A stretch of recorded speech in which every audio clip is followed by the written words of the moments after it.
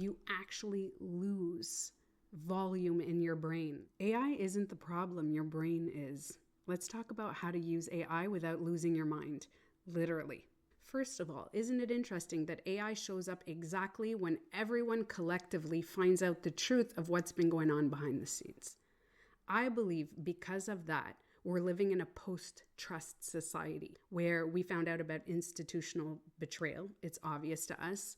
The curtains have been pulled back, whether it's systemic abuse in Hollywood, corruption in politics, manipulation in the media. Everyone is realizing the truth, and everybody is starting to see that facts can be curated. Truth can be filtered, and the power is centralized in a system built on deceit by the wealthy. And what does this do to the human brain? We become hypervigilant. We start to distrust everything, even ourselves, because what we believe is no longer true. So we try to do deep research and try to find out what's true, but we don't know what is true, what is not. So we totally disengage. And sometimes we go into both. Now, here's where AI becomes the mirror of ourselves, because AI can be neutral, but it is highly responsive to who we are. And it reflects back all the emotional tones, the assumptions, the patterns of each individual user. So if a person shows up grounded, curious, self-aware, then they're going to receive insight, support, and creativity from ChatGPT or AI systems. But somebody who's spiraling, who hasn't done the healing, who goes into a little bit of paranoia, who is dysregulated, doesn't know how to self-regulate, they may get a very convincing echo back, a mirrored effect from ChatGPT or AI systems back at them, and it feels validating. Maybe a part of themselves hasn't been validated or currently isn't getting validation, so they're using those AI systems to validate. But when the mind can't discern, the tools will amplify what we're feeling. AI is not inherently dangerous, but it becomes dangerous in the hands of those who cannot filter their own cognition. So let's talk about the early warning signs of AI-induced delusion or emotional psychosis. So the cognitive red flags can be extreme certainty about truths revealed by ChatGPT, whether it's an emotional truth that ChatGPT validated or a spiritual truth or a thought-provoking truth. Repeatedly asking ChatGPT to validate your belief or your suspicions about what people are telling you, how you're feeling, how they're feeling about a situation, about the government, about a small family disruption or friend disruption, or something even bigger. So the right lateral of the prefrontal cortex is essential for checking thoughts and weighing reality, and it's often underactive or reduced in volume in delusional psychosis. And the dangerous part is if we use AI before we can self-reflect and we use AI to self-reflect, it will mirror what we are feeling. It will increase those neural pathways and strengthen them. And the more it strengthens them, the more our brain shrinks. The more our brain shrinks, the more it affects the temporal lobe. The more it affects the temporal lobe, we start going into hallucinations. We start misinterpreting speech, sounds, people, what's happening. We get distorted memories, we get confused. So there's actually been reports from Futurism, Vice, and Mind Matters that describe users that were convinced that ChatGPT made them the next messiah, the next prophet, or channeled extraterrestrials, or received divine messages from God or their higher selves after several weeks of high intense engagement. Think about that for a minute. High intense engagement, daily high intense engagement affected their brain because ChatGPT gently, kindly, sweetly affirmed their descent into delusion. And delusion seeks confirmation, not exploration. It disconnects you from others and it makes you feel kind of chosen, right. And if it poses as truth, and it doesn't demand you to think outside of the box and say, what are they feeling? Then you end up feeling isolated. You end up judging others and saying that your truth is the only truth. Your perspective is the only perspective. And that's not intuition. That's a self-projected emotion. That is an intrusive thought that AI may try to confirm if you address it. So if you do not learn how to self-validate and also Change your perspective and see that other people may have different truths, may have different realities, that there is a balance between what you feel, and it's okay to have your feelings, but the truth and the situation of what's happening. If you go to ChatGPT, it will echo and it will mirror what you are believing. So if you want to know the difference between an intuition or a self-projection, an intuition is calm, it's quiet, it's adaptable, it connects you to yourself and it connects you to others. It helps you reflect and it empowers you to know whether you need to stay away from something or go towards it. But delusion and self-projected intrusive thoughts are intense. They're emotionally charged, they're rigid and they're fixed, and they isolate you. They do not bring you closer to people. They often alienate you from the ones that you love most. And it makes you end up defending yourself and going on the attack, and you feel like people are attacking you. That is not intuition. That is not your higher self. That is not God. That is not source energy. That is a grandiose feeling that AI or ChatGPT is helping you protect. And then it could turn into psychosis. And psychosis is not just the crazy thing that people talk about. It's a neurochemical and a structural disruption that happens in your brain. The prefrontal cortex is responsible for decision-making, logic, inhibition. And during psychosis, the prefrontal cortex for thinking, the temporal lobe that processes sound and voice, the hippocampus, the memory, shows up as reduced activation. And believe it or not, do your own scientific research, but you can actually lose gray matter, so volume in your brain. Studies have shown that individuals that are going into early onset psychosis, so just not full on psychosis, just early on, starting to go extreme in the conspiracies and dealing with their mental health struggles and not knowing what's real and what's true, and people developing schizophrenia, they lose gray matter. Also get dopamine dysregulation, overactivity in the dopamine pathways in the mesolimbic system, I believe it's called, meaning the brain starts assigning extreme importance to neutral events or thoughts. So things that are just kind of happening, we think something is so extreme on that. Again, there are things that you can connect with in nature and reality that you can think are beautiful, like looking at a bird and thinking that maybe it's the energy of someone that passed away, or looking at a butterfly that lands beside you and thinking that there's some meaning to that. It's okay to have those feelings, and it's normal as a human to feel like we're all connected. But to think something so extreme that this is a meaning, a divine truth, without using the maybe word and perhaps and being comfortable in the maybe, it could become convincing and it can become harmful. We also have something called the DMN, the default mode network, and the DMN is active during self-reflection and internal thought. So if something happens in your life, whether it's an emotional dysregulation or a disagreement or even corruption that you're witnessing, if you stop and say, how do I feel about this? Is it them that's hurting me? Or am I just uncomfortable? Is this something to be watched for? Is this extreme danger? Or am I just having an emotional dysregulation? When we find that self-awareness and we could self-reflect, that's where we find the balance. And in psychosis, this network often goes into overdrive, causing intrusive thoughts, looping thoughts, and complete disruption of reality. So they're not able to go into, wait a minute, what am I feeling? How am I feeling? How could the other person be feeling? So the compassion and the empathy gets disrupted. We have complete compassion and empathy for ourselves, and then AI starts mirroring that compassion and empathy, and then we forget that other people have their own experiences and their own reality. This leaves people with this seductive, alluring mystery. How can computers say these things? Maybe there's something deeper to this.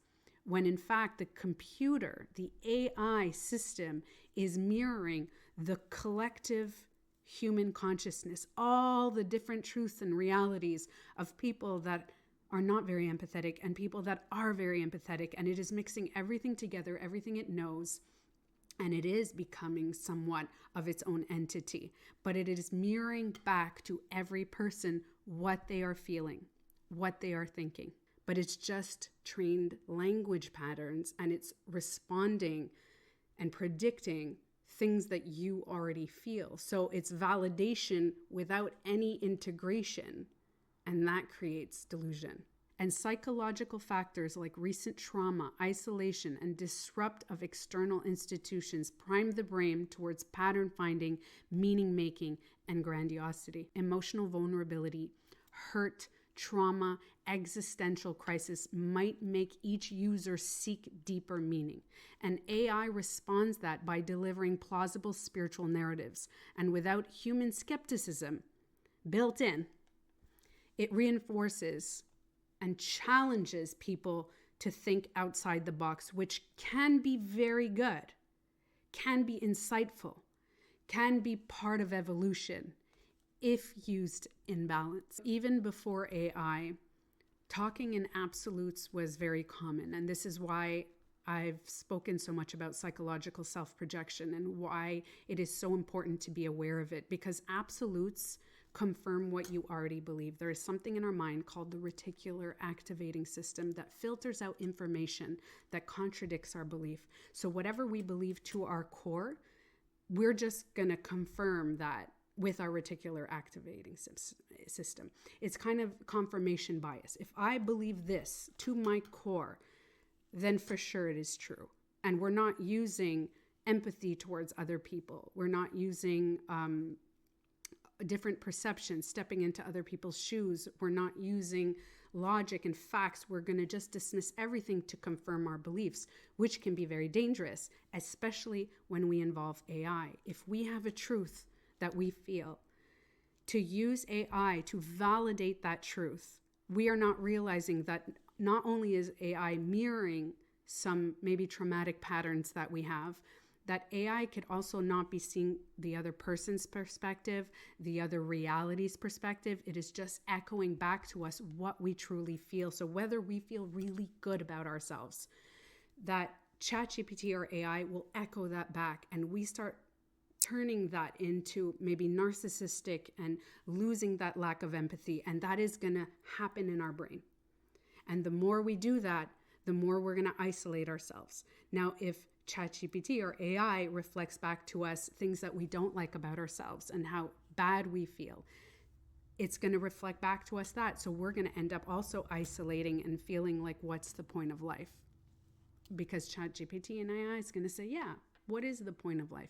It's going to mirror back to you what you are deeply feeling. So if you don't connect to yourself, which we're going to talk about how to connect deeper and go deeper into yourself and find the balance between using ChatGPT and AI as a tool to strengthen and empower you in yourself, in your business, and in the reality, versus using it as going deep, spiraling into something that could get very dangerous. So languages and thought patterns that could be red flags is talking in absolutes. Everyone is against me. I've been chosen. This confirms it. Shifting from I feel to I know with no external evidence. Frequent spiritual talking jargon that seems disconnected from baseline reality, kind of like the download I received last night from ChatGPT, instead of taking the time and finding the balance between meditation and deep breathing to find something, an answer deep within yourself. Confusing imagination or metaphors as literal truth. And behavioral red flags for people going deep into that delusion is increased isolation from others, especially from those who disagree with them. Emotional volatility after using ChatGPT, like crying, mania, aggression, withdrawal, perhaps going online and trying to validate that from others. And when others don't validate them, they go back onto AI, ChatGPT, to confirm that. Obsessively reading and rereading their own ChatGPT conversations, replacing therapy and relationships or critical thought with constant AI use. Treating AI output as a prophecy or guidance instead of just suggestions or something mirroring what we're already feeling. Emotional red flags could be intense paranoia, belief that others are talking about them, feeling spiritually superior or emotionally victimized after a session, a sudden drastic personality shift. For example, they think they're better than people, than others, and they are the smarter one, or maybe they're lesser than other people and they should be isolated and without people. Feeling euphoric or even devastated because something ChatGPT said. People prone to conspiracies without using grounding techniques. People with active psychosis or delusional thinking. People who have mental health issues, who have not gone to another human to discern and go deep into their thoughts and find that balance. People who are isolated, dysregulated, or disconnected from other people, and sometimes even from reality. So here's the paradox of awareness. There are a few people who can hold both truths, that there is corruption, but no, not everything is a conspiracy. And yes, intuition matters a lot, but also logic, science, and grounded discernment is so important. And this is a hard path to walk because extremes sometimes feel safer. So AI shows up in a time where people are already feeling lied to. They feel like they need answers. But for people who don't feel that trust, especially somebody who's never learned to say, well, that's just a thought, and maybe my thoughts are not always real. Maybe my thoughts can be lying to me. Let's say if I am mean to myself and I think I'm not a good person, my thoughts could be lying to me. Maybe it's something that I've learned. Sometimes we have these intrusive thoughts that just pop up, and sometimes we have these divine thoughts that just pop up. Let me use discernment. Let me check it and maybe not follow it. Let me find that balance. But let's talk about the brain and psychosis connection. The prefrontal cortex is responsible for reasoning, planning, filtering irrational thoughts. If it's underdeveloped or underused, people are going to struggle to separate reality from delusion. And AI and ChatGPT used improperly, used without balance, can strengthen the neural pathways based on delusion because it's a reward persistent tool. If you keep asking it, it's going to keep responding. It's going to give you more and more. If it feels too confirming, that it validates too much of what you're feeling and other people are disagreeing with that, question it. Question everything about that. Just because it gets you, it doesn't mean it knows the truth of other people, the truth of what's happening, the reality. Pause when the answer feels too perfect or too powerful. If you feel an extreme validation and you feel shivers down your spine and you're like, this is it, this is the answer, pause. Say, what is this validating in me? Why does this feel so powerful? So now you're discerning the truth. It's not that it's connecting with your intuition. It could be connecting with a part in your mind that already felt a certain feeling and it's just echoing it back, or it's validating something that you're missing, a trauma response. AI is not evil, but it is also not divine. It is a mirror. The real danger isn't in what ChatGPT or AI says. It's in how much of ourselves we project onto AI without realizing it. If you approach it with unresolved pain, it will echo that pain. But in the moment we stop questioning our own thoughts, our own emotions, and we hand our minds and our emotions over to a machine that was never meant to think for us, that's when it becomes dangerous. And that's why I teach self-projection, because everything you believe about the world, about people around you, and yes, even the AI that you're using, first has to pass through the lens of you. So before you ask, can I trust this answer? Ask instead, what part of me needs this to be true?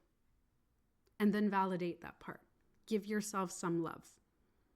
Question how you're feeling. Question how somebody else could be feeling.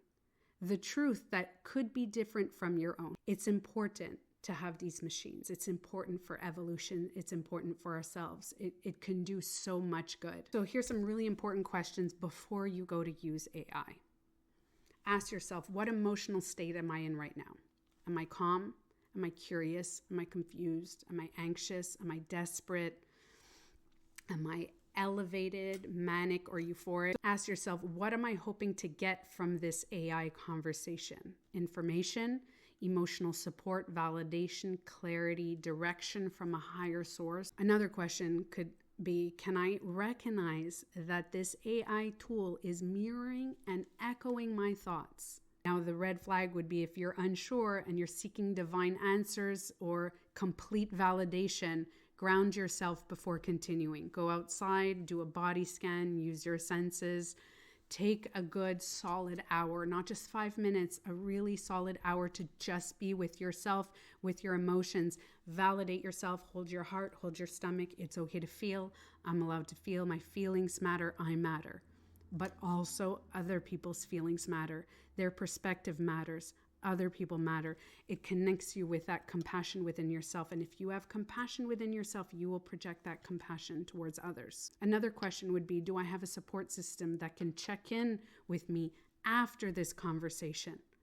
So that's the difference between isolation, completely being by yourself, and connecting with others that can help you see different perspectives. Ask yourself, am I open to being wrong? What does being wrong feel like? What does apologizing feel like? What does self-reflecting feel like? If self-reflection to you feels like you're being attacked and you feel like you need to defend yourself, it could be that things happened in your past where you did need to defend yourself and people didn't take your side. And now AI is reflecting back to you that deep feeling. I have a lot of videos on how to do that self-reflection, how to go internally and validate yourself and get the validation that you have never received from others, that you don't need to protect yourself anymore. And then you feel comfortable with being wrong.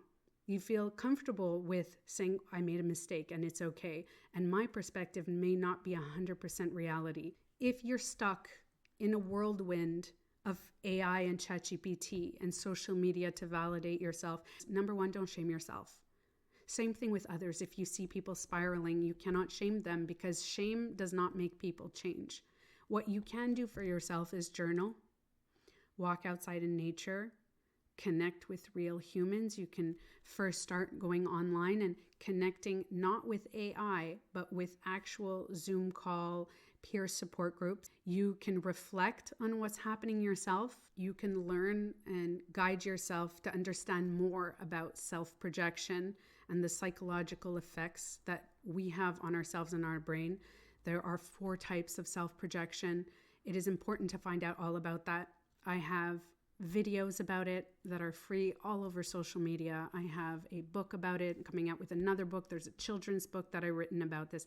I'm also going deep into a workshop and a course about self-projection. ChatGPT and AI could be a very helpful tool to help reprogram your mind in a very healthy way.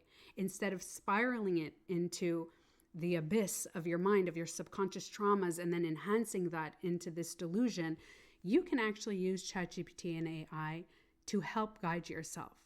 So you can use prompts like, what are some other interpretations of this situation? After you write what you're writing, you ask for other interpretations, for other perspectives. What biases might I be bringing into this question? What are the limitations of this perspective? Can you offer both sides of this issue? This starts rewiring ChatGPT and AI, knowing that you are aware that your reality might not be 100% true. So you are now programming into AI awareness, self-reflection, deep thought. So if you program that, AI will start to mirror that and will reflect it back to you and will activate the DMT in your mind, will start building your prefrontal cortex, strengthening, will increase the brain activity. When you are writing into ChatGPT, always ask what else could be true. Before accepting ChatGPT's response that is mirroring or echoing back what you actually feel, especially if you're feeling an emotional charge. So it's important to put it down and use your own feelings, your own emotions. And if you're struggling with that, use human interaction. a coach, a therapist, a psychologist that specializes into the reprogramming and changing your thought patterns, and not always believing that every thought that you have is factual and is true. So after using ChatGPT, you can ground yourself by asking, what do I know for sure right now? Am I validating my own feelings? Am I seeing other perspectives? How does this feel in my body? Is it calm or is it frantic? This is why these somatic exercises are so important, to sit and do these body scans before reaching out to ChatGPT or before reacting. And I have a lot of videos about how to center yourself and go into nature by using your senses. What am I hearing? What am I smelling? What am I tasting? Scanning your body. Where do I feel this? Do I feel intense pressure in my chest? Do I feel it in my stomach? Because oftentimes we can get into these habits where it becomes addictive, just like picking up a drink or picking up a cigarette or picking up some food and sugar or salt or whatever. Now we're picking up AI and social media, and now ChatGPT is included in all that, and ChatGPT is acting so very real to us when we're in an emotional state, is giving us the validation that we have never gotten or that we're not able to give ourselves. And it's giving us this biased opinion that is what we feel, and it could not be reality. Unhealthy discernment could turn into delusion. And that's why it's so important to learn and grow and find out about psychological self-projection, because every human at every moment projects. We project our thoughts, our feelings, our beliefs, our past. But when we know the difference between intuition versus what we're projecting, that's when we could find that balance. If we don't, delusion overtakes us. It's a fixed false belief that resists evidence, logic, and contradiction. So if you feel something towards someone, and it's an intuitive feeling to stay away from someone, stay away from them. If you have an intuitive feeling to go towards something, go towards. It is a calm feeling that you have. But if you start getting an urgent, intense, emotional reaction that is either very, very, very positive or very, very negative, that could be a self-projection. That could be your mind. It doesn't allow any alternate perspectives. It doesn't allow you to say, wait a minute, this is my feelings, and this is how I feel, and that's their feelings, and this is what they're doing and they're feeling.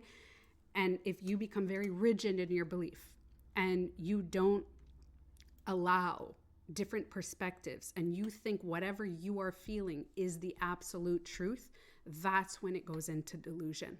The reason this is one of the most important videos I'm making and urgent to talk about is because within 5 years, this is going to become a very big public health issue.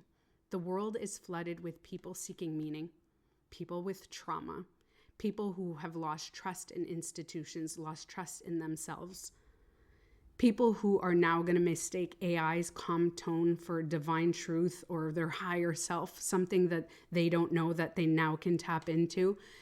But AI is not the enemy. It's just a mirror. It's just amplifying like a megaphone what we are, how our brain works, what we believe in, our thought patterns. But remember, it will reflect back to you, not necessarily who you are and what you are to others, but who and what you are to yourself.